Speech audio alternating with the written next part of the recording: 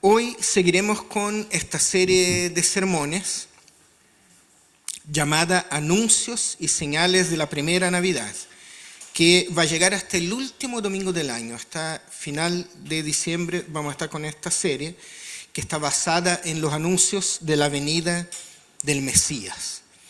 Y quiero invitarles entonces a que leamos los versos 26 al 38 del capítulo 1 del Evangelio de Lucas. Lucas 1, 26 al 38. Usted puede buscar en su Biblia en papel, ¿verdad? Física, o en su celular. Y también va a estar proyectado ahí en la versión NBI. Dice así la palabra del Señor. A los 6 meses, Dios envió al ángel Gabriel a Nazaret, pueblo de Galilea, a visitar a una joven virgen comprometida para casarse con un hombre que se llamaba José, descendiente de David. La virgen se llamaba María. El ángel se acercó a ella y le dijo: «Te saludo, tú que has recibido el favor de Dios. El Señor está contigo». Ante estas palabras, María se perturbó y se preguntaba qué podría significar este saludo. «No tengas miedo, María, Dios te ha concedido su favor», le dijo el ángel. «Quedarás embarazada y dará a luz un hijo y le pondrás por nombre Jesús. Él será un gran hombre y lo llamarán Hijo del Altísimo. Dios, el Señor, le dará el trono de su padre David y reinará sobre el pueblo de Jacob para siempre. Su reinado no tendrá fin». «¿Cómo podrá suceder esto?», preguntó María al ángel, «puesto que soy virgen». Y el ángel dijo: «El Espíritu Santo vendrá sobre ti y el poder del Altísimo te cubrirá con su sombra. Así que al santo niño que va a nacer lo llamarán Hijo de Dios. También tu pariente Elizabeth va a tener un hijo en su vejez. De hecho, la que decían que era estéril ya está en el 6º mes de embarazo. Porque para Dios no hay nada imposible». «Aquí tienes la sierva del Señor», contestó María, «que Él haga conmigo como me has dicho». Y con esto el ángel la dejó.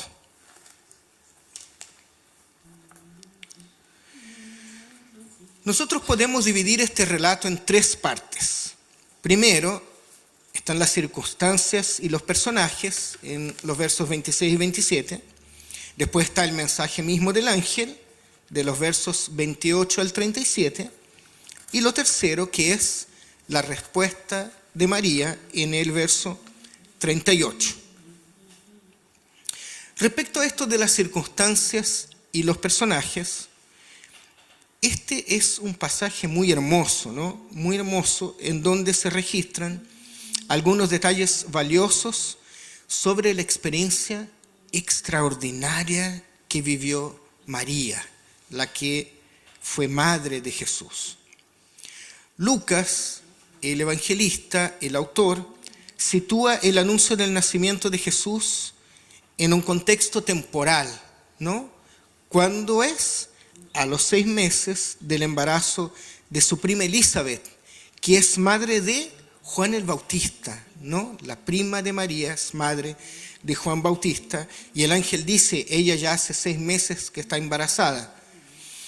Y también lo ubica en el sentido geográfico. Están en una pequeña aldea llamada Nazaret, en la provincia de Galilea. Hemos comentado esto otras veces. La salvación de Dios llega desde un lugar humilde, fuera de Jerusalén, ¿no?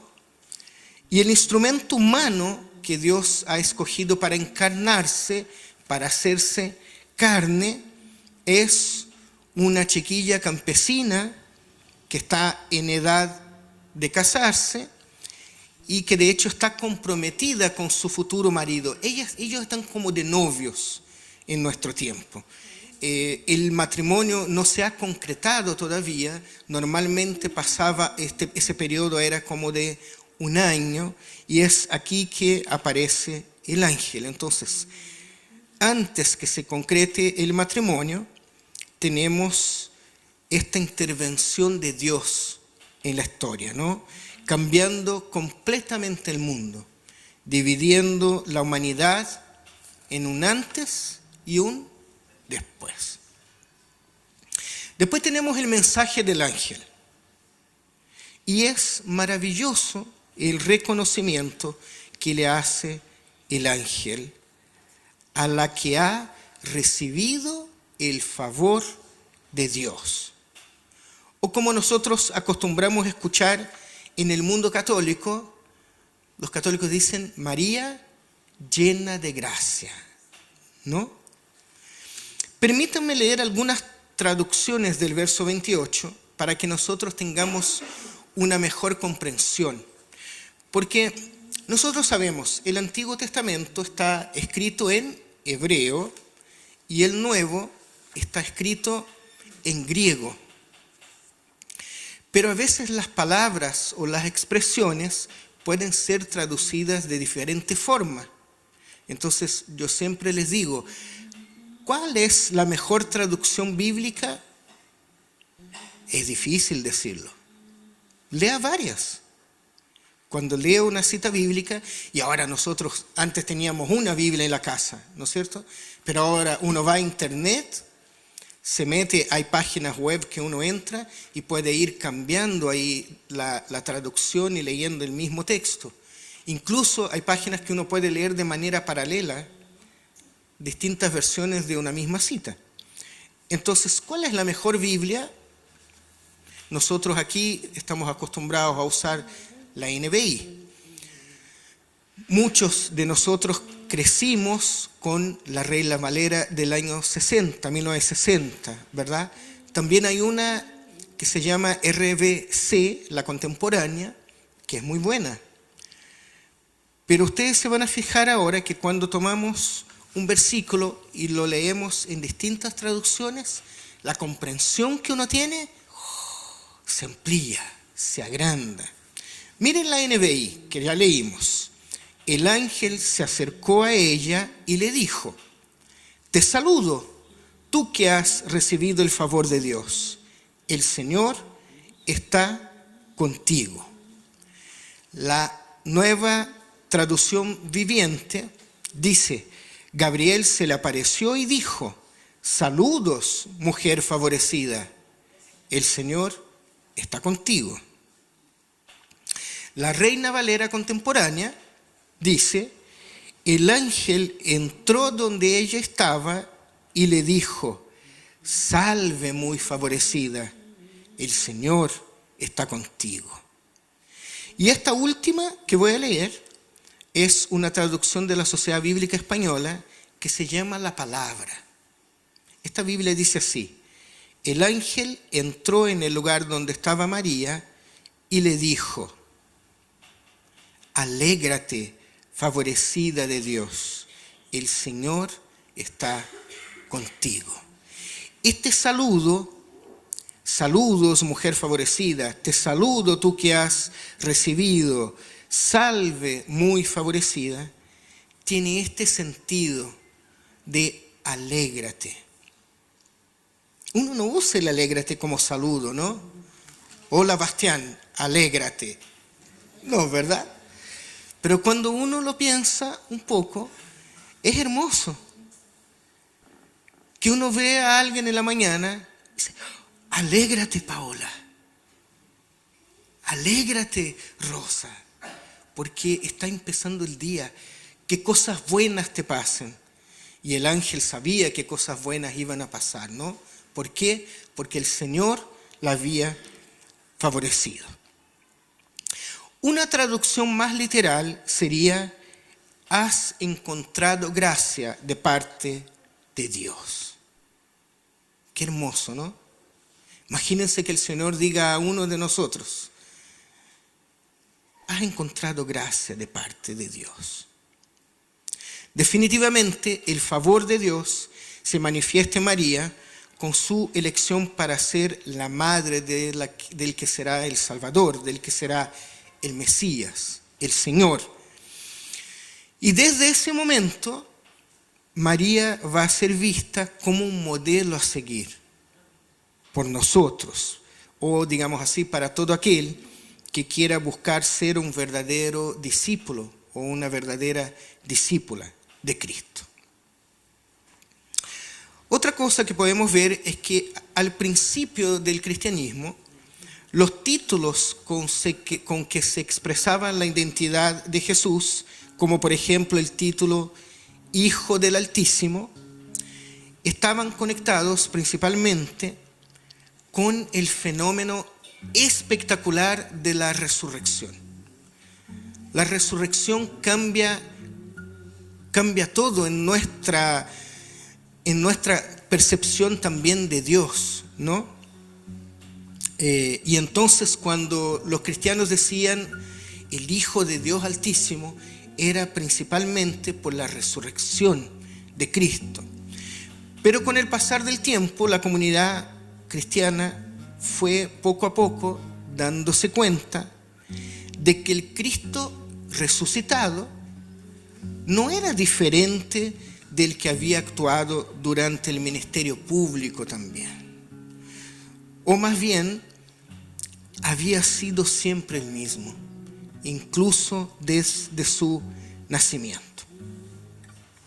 Así que por medio del anuncio destinado a María, el lector de Lucas llega a comprender que Jesús no es solo el Mesías, no es el que trae salvación y paz, sino que Jesús es el verdadero Hijo del Dios Altísimo. Frente al saludo del ángel, el verso 29 nos dice que María se perturba. El Dios que entra al mundo por medio de una mujer virgen, efectivamente es perturbador, ¿no? Pero también puede ser perturbador otras manifestaciones de Dios hoy día. Hay cosas que Dios hace hoy día que pueden ser perturbadoras para nosotros. Porque nosotros esperamos el mover de Dios de una manera determinada, en un ambiente determinado. Y muchas veces tenemos una concepción mística, sobrenatural de las cosas. Y nos quedamos desencajados cuando Dios se manifiesta, por ejemplo, en la simplicidad de un abrazo. ¿Hay algo más humano que un abrazo? Cuando nosotros estamos mal o estamos con sentimientos de tristeza y parece que se nos aprieta el corazón y uno tiene esa sensación de que quiere salir corriendo, ¿no? Y llega alguien y dice: te voy a dar un abrazo. Y te abraza. Y uno queda ahí perdido en ese abrazo, ¿no? Cierra los ojos y como que ¿hay algo más humano que un abrazo? Pero al mismo tiempo, ¿hay algo más divino que un abrazo? ¿No es Dios el que se manifiesta en el abrazo, en la bondad que surge en el abrazo de esas dos personas?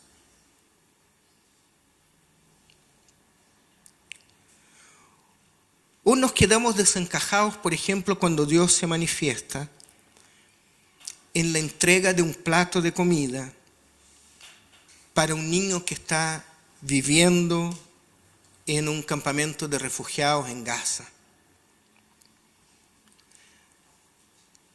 Cuando ese niño recibe ese plato de comida, ¿no es Dios el que también se está manifestando ahí? Entonces, interesante, el encuentro de lo divino con lo humano, efectivamente, a veces puede ser perturbador. Veamos el verso 30. No tengas miedo, María, Dios te ha concedido su favor. El ángel como que busca calmar a María, ¿no? Argumentando que es Dios mismo quien la está favoreciendo. A nosotros nos puede pasar lo mismo a veces. Miedo. Porque tenemos miedo al ver que no tenemos el control. Aunque su palabra diga, como el ángel le dijo a María, que Dios tiene el control.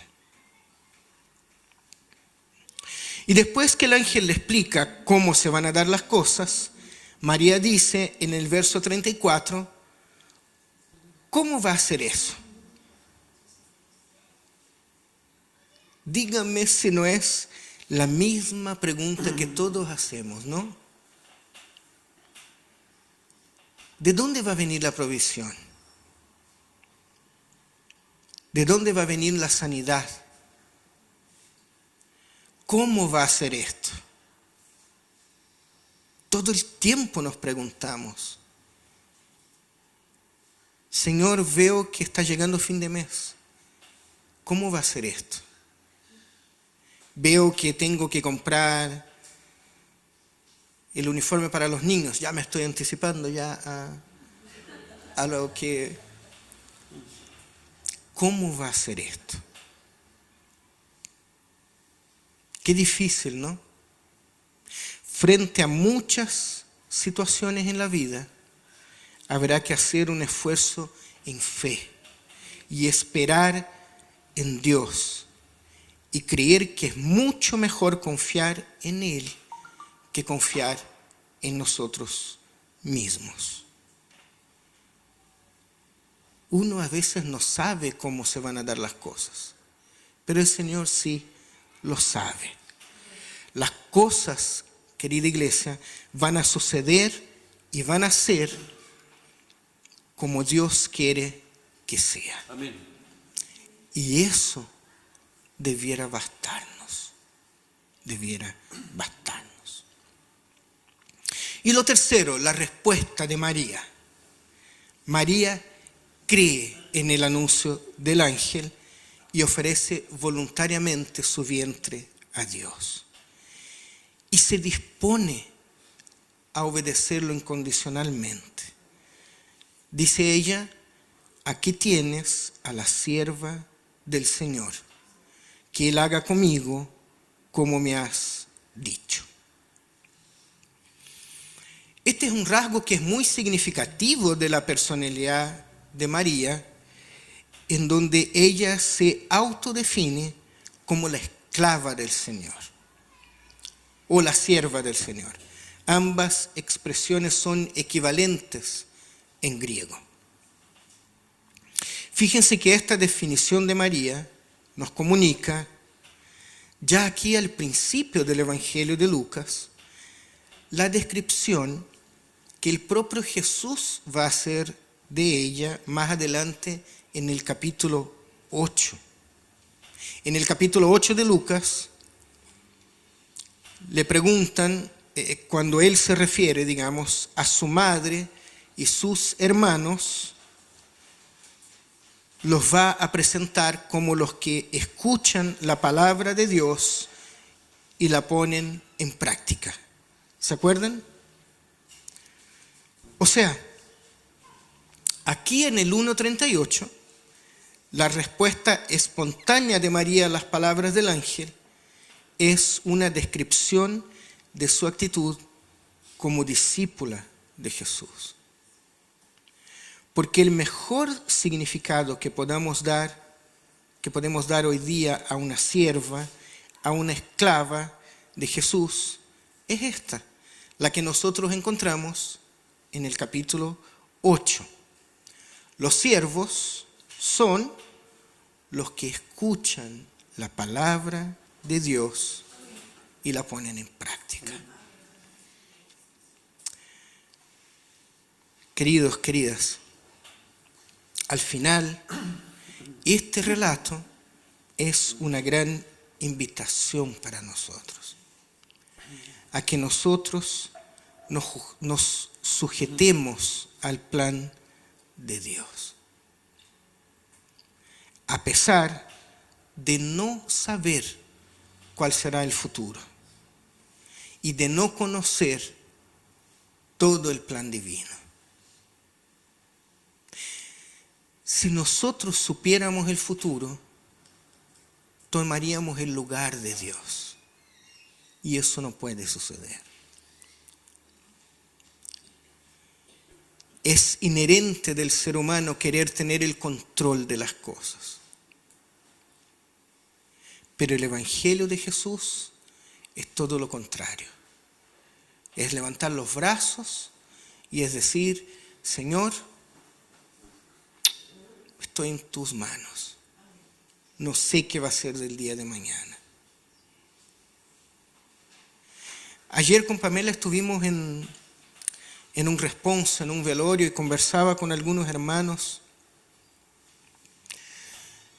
y decíamos, nadie tiene comprado el día de mañana, ¿no? Uno puede planificar el día de mañana, la semana, la cena de Navidad, de Año Nuevo, enero, febrero y el año que viene. Pero puede ser que esta noche nos acostemos y no volvamos a levantarnos. Porque el futuro está en las manos del Señor. Amén. María no conocía nada de lo que iba a venir, pero aún así tenía una actitud de fe y humildad, sin importar lo que iba a pasar. María se dispone en las manos del Señor. Y nosotros nos disponemos en las manos del Señor. Es una buena pregunta, ¿no? Es una buena pregunta. Vamos a orar. Padre Santo, qué hermosos, Señor, son los ejemplos que encontramos en tu palabra, Señor, como es este relato de esta joven campesina llamada María. Al principio se asusta, al principio no entiende nada de lo que está pasando en ese momento.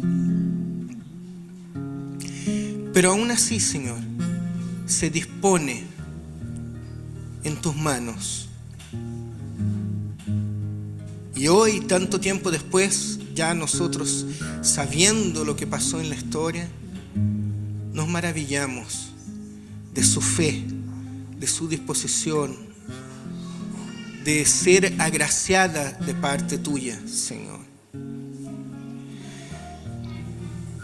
Padre Santo, con mucha humildad te decimos, Señor, nosotros queremos ser también agraciados de parte tuya. Nosotros queremos, Señor, tener nuestras manos, tener nuestras vidas delante de ti, Señor. Que estos relatos, Señor, se hagan realidad en nuestras vidas, Señor. Amén. Por medio de tu Espíritu Santo, Señor.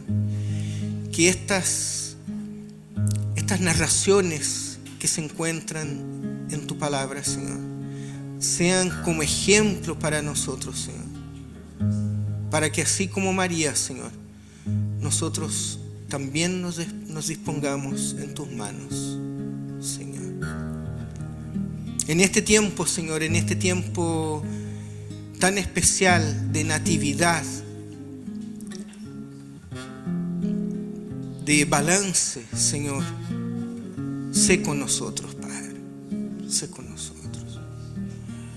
Aún, Señor, cuando no conocemos el futuro, aun cuando a veces los problemas nos quieren quitar la paz, sé tú con nosotros.